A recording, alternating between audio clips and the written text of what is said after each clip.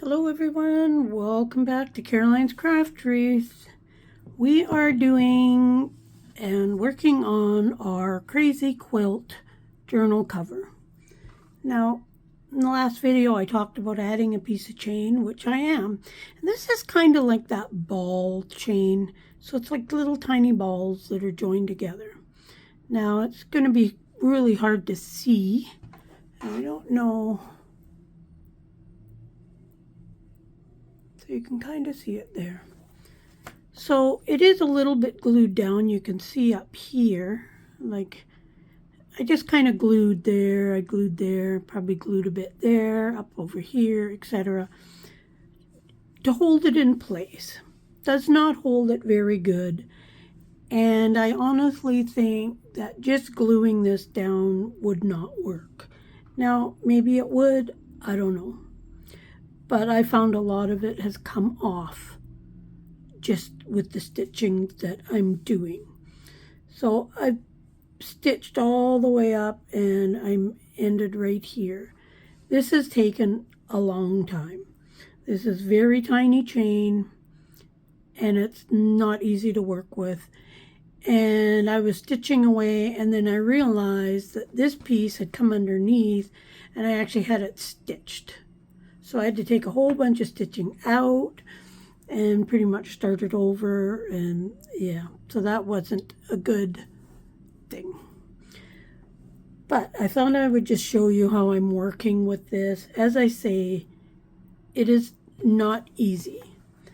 You can see, you know, the parts of the chain that aren't really attached. Now I'm going between every 2 to 3 of these little balls. So I'm basically coming up one side. I'm trying to make sure that I get right down in between the chain pieces and then just pushing it up. So it's a couching stitch. It's just that I'm trying to get them to line up in between the balls or links of the chain. They're not really links because there is no holes in them. Now, honestly, this is not stitching for the faint of heart with this piece.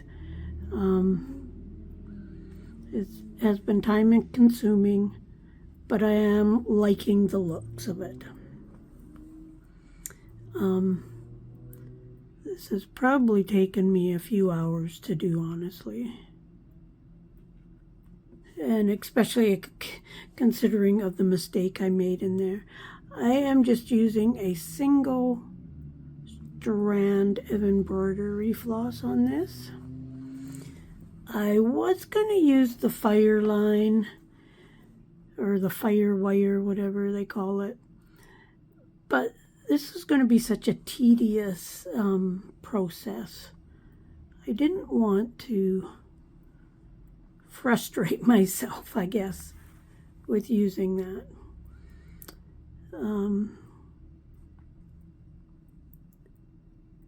So really it's just stitching. And I glued it down mainly to hold it, to get an idea of where I wanted it to go. You could very easily stitch this down without gluing it at all. But all my pieces I've added just that little bit of glue. It makes it easier. I think it makes it easier on myself. It's not like we plan on washing this or getting it wet or anything like that, because a lot of this stuff isn't going to be waterproof. Like the inks on these will probably come out. Yeah, I can't really wash it with this type of stuff on it. I guess you could wash it by hand easy enough. But I'm not going to be washing it, that's for sure. So I just thought I'd stitch the rest of this with you, just so you could kind of see what I'm doing. And hopefully you can kind of see what I'm doing. You definitely, well, I shouldn't say definitely, you can't really see the stitches. They are small enough that they're pretty much invisible. I know you won't be able to see them on the camera, that is for sure. In person you might be able to. But this project is coming along very nicely. I like the results of it all so far. After putting this big piece on, I did find that now it's a little harder to like fold the work up to hold it and stuff.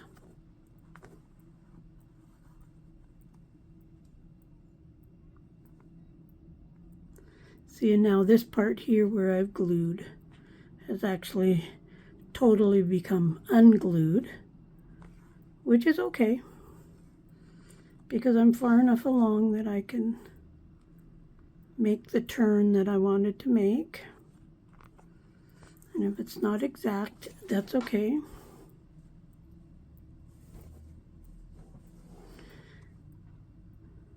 Went rooting through my chain, and this is the one I decided. I had a few possibilities. I just liked this one. It was kind of the perfect length of what I wanted as well. And it's a good opportunity to use up another piece of jewelry. I'm going to try gathering this up this way so I can get my chain going in the right direction. And I'll kind of do this, put my chain to get it going the right curve. It's really hard actually holding this in such a way that hopefully you can see it. As I said, every second or third little link or ball of this chain, I'm putting a stitch. So it's going to be very well secured by the time I'm done. And being that it's going to be a journal cover,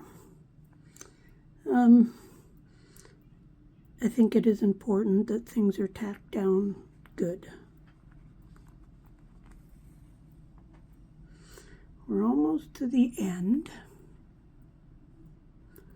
I don't know what number of video this will be in the series here. It's going to be quite a few. I'm thinking maybe I'm on 8 or 9. I don't honestly know. But like I say, a lot of them are just shorter videos, so it won't take a long time to watch them, which is nice. Now, for the very end, I want to make sure that I get a couple stitches in the very end. And I want to make sure that I get that chain in there, because it has actually slipped out. So I'm just going to guide it down in between those. Whoops. I'm going to hold my nail. There we go. Because I want to make sure that I get that end, and I'll put an extra one in the end here. I'm going to just put my nail on that very end one. Just to make sure that's stitched.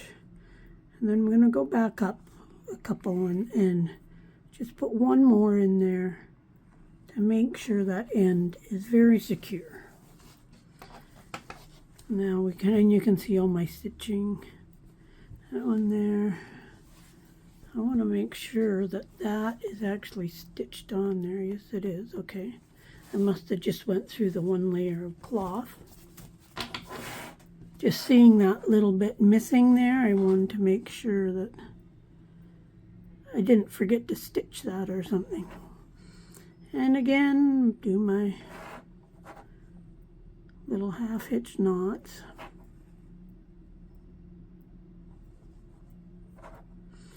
I took sewing in school, and I used to sew a lot of my own clothes, my kids' clothes, and whatnot. But it's been years, many, many, many years since I've done any clothing sewing. Actually, it's probably been 2 or 3 years since I even had my sewing machine out, even to do like things like this here. I think probably sewing these might have been the last time I actually had my sewing machine out. I do prefer sewing by hand, but sometimes it's not practical. So when I did do these, I did have a little sewing corner, and maybe I'll do a video one day on how I assembled these, you know, from an inexperienced sewer, so to speak. So there is my chain, and I love how it looks. Now, when I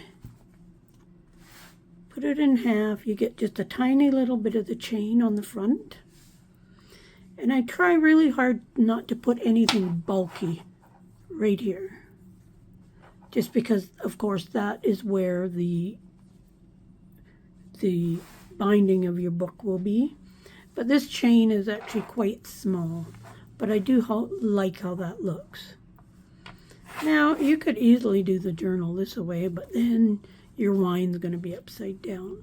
So, and that was kind of my focal point on the cover when I sewed the fabrics together, was having a little bit of a center focal point, so to speak. But I do like that chain. It gives lots of nice glitter. And yeah, it's nice. And it's not bulky. You know, this is bulky. These beads are a little bit bulky, but not bad on the front of a cover. And same with these bugle beads here. But loving how it's coming together.